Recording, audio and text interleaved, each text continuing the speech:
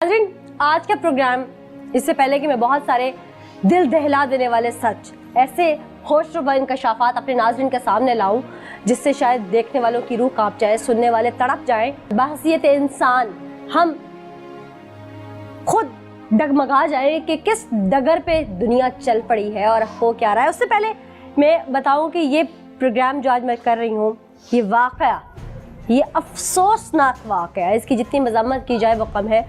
वो शुरू हुआ इस कमरे से जिसमें इस वक्त मैं मौजूद हूँ। जी हाँ, ये वो कंप्यूटर टेबल है। यहाँ से आगाज़ हुआ इस खौफनाक सच के सामने आने का।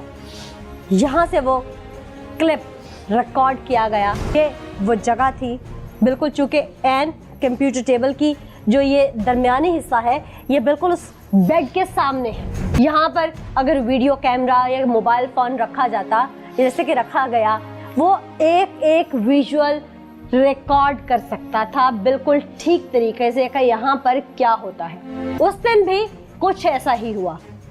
घर में मासूम हवा की बेटी, जो कहने को उस दरिंदे की भी बेटी थी, लेकिन उसने शायद उसकी इज्जत का पास ना किया, वो यहाँ मौजूद थी और उसे अंदाज़ा था कि मैं अकेली हूँ, मेरी इज्जत पे हमला वो शख्स कर सकता है जो मुझे दुनिया में लाने का सबब है, जो मेरा बाप है।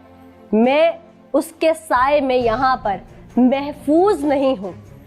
इस डर से, चूँकि वो यहाँ पर अपने पेपर की तैयारी कर रही थी, अपना पढ़ रही थी, उसने अपना मोबाइल कैमरा इस कंप्यूटर टेबल के दरमियानी जगह पर, यहाँ पर जो ये शेड बना हुआ है, इस पर रख दिया, जो कि मेरा कैमरामैन दिखा सकते हैं कि ये वो जगह है और इसके एन सामने ये वो बेड है।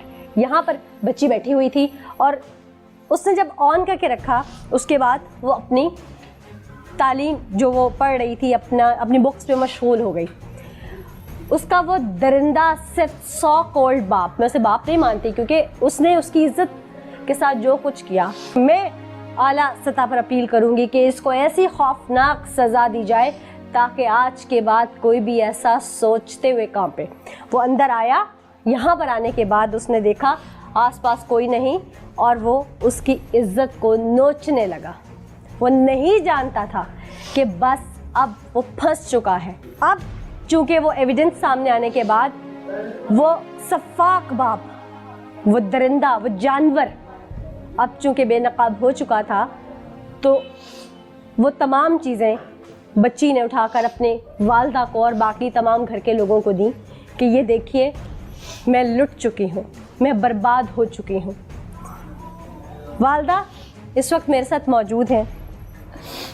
जाहिर है एक अरसा गुजारा इन्होंने उस आदमी के साथ इस घर में, उनकी हम सफ़र बन गए। इससे पहले कि मैं वालदा से बात करूं, इनसे सारी डिटेल्स पूछूं, आज मैं अपने घंटे के प्रोग्राम में वो तमाम सच, वो खौफनाक हक़ाइक़ सामने लाऊंगी और मैं चैलेंज करूंगी हर उस देखने वाले को कि शायद आप हिल ना पाएँ टीवी स्क्रीन के आगे से और हमारे साथ रहकर यक ज़ुबान होकर आप लोग भी इस जालिम शख्स को सज़ा दिलवाने में कोई कसर बाकी मत रखिएगा।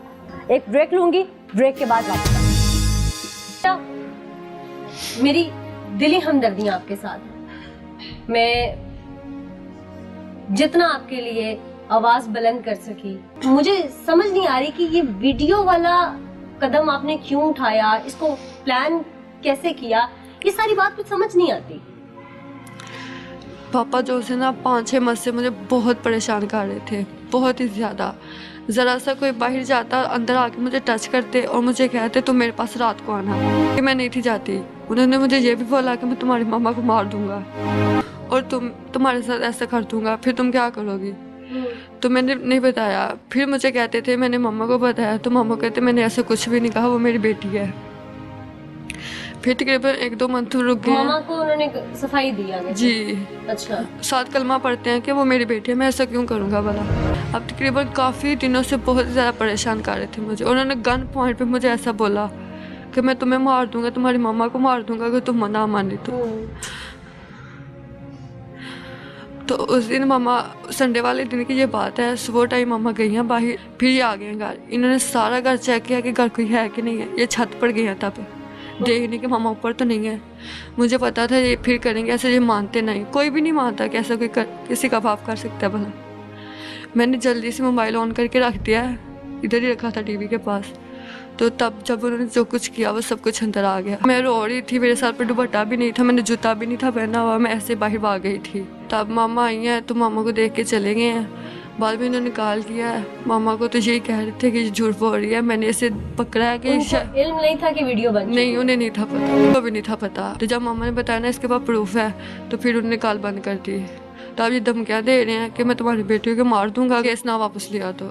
वाले साहब पुलिस में भी नौकरी करते हैं? जी कांस्टेबल हैं पुलिस। कांस्टेबल है। आपने पुलिस में रिपोर्ट किया? जी किया था। पुलिस ने क्या सुलूक किया? उन्होंने पर्चा तो काट दिया था लेकिन वो गए नहीं उधर, जमानत करवा ली अपनी। पुलिस ने इतना टाइम दिया उन्हें जमानत जी कराने के लिए? भाग्य में हमें धमकियाँ दे रहे हैं कि मैं ऐसा सब कुछ कर लूँगा, अगर मेरी नौकरी चली गई तो तुम इसमें किसी को भी नहीं छोड़ूंगा। तो हम बाहर भी नहीं जा रहे, ना हम पढ़ने जा रहे हैं, सब कुछ खराब हो गया, तबाह हो गया। अब तो सभी को बहुत अच्छे से रहते हैं, लेकिन ये ऐसे थे कि छोटे बहन भाइयों से बहुत सख्ती से रहते थे, अजीब नज़रों से मिस देखते थे। इतना मुझे बहुत ज़्यादा अजीब लगता था जब ये ऐसे थे। उस दिन भी इन्होंने मुझे ऐसा बोला, तुम्हें कितने हज़ार पैसे चाहिए तो मुझे बताओ, तुम्हें 10,000 चाहिए, 50,000 चाहिए, जितने चाहिए मुझे बताओ, मैं तुम्हें दूंगा। आइए आगे चलते।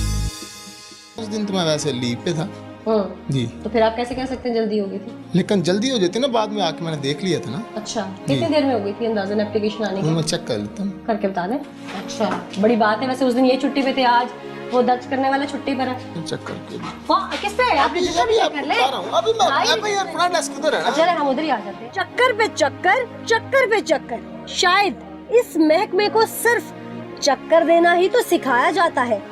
शायद हमारे आने की खबर उनको पहले ही हो चुकी थी। यही वजह थी कि सब जिम्मेदारान रफू चक्कर हो चुके थे और मुहर्रर भी हकीकत बताने से कबल किसी से रहनुमाई लेना जरूरी समझते थे। कभी अंदर कभी बाहर, आखिरकार कुछ ना कुछ बताना ही था। क्या बात है, वैसे उधर से इधर, इधर से उधर चक्कर तो 17 को एप्लीकेशन आई और 17 को ही इसका मुकदमा दर्ज हुआ। अच्छा, किस दिन आई? 17 को दिन क्या था? 17 को ही एप्लीकेशन आई है और संडे को। अच्छा, और उसी दिन मुकदमा दर्ज हो गया? जी हो गया। और उसके बाद मुलजिम अभी तक गिरफ्तार। एसएचओ साहब यहाँ से रफू चक्कर। तफ्तीशी साहब को जैसे हमारा पता चला वो यहाँ से उन्होंने भागने में आफियत जानी।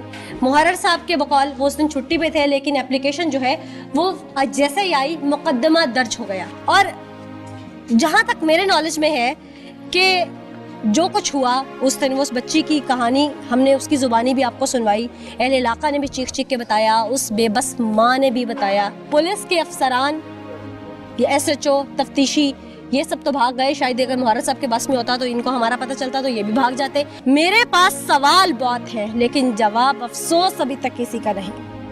ये मुलजिम गिरफ्तार क्यों नहीं हो रहा? हम हर हद तक आज कोशिश करेंगे और हर तरह से अपनी तमाम कुवत लगा देंगे हम एविडेंस कलेक्ट करने में, लेकिन गिरफ्तार तो फिर भी पुलिस ने करना है ना। मैं या आम आवाम, आप लोग गिरफ्तार तो नहीं कर सकते। काश ये अख्तियार फिर हमारे पास भी होता, मैं तो ऐसे ही कहूँगी, क्योंकि अगर पुलिस का इदारा बेबस है, ये महकमा काम नहीं कर सकता, तो इनको ख़त्म कर दें, आवाम को इख्तियार दे दी जाए। जंगल है ये तो कानून भी जंगल का होना चाहिए।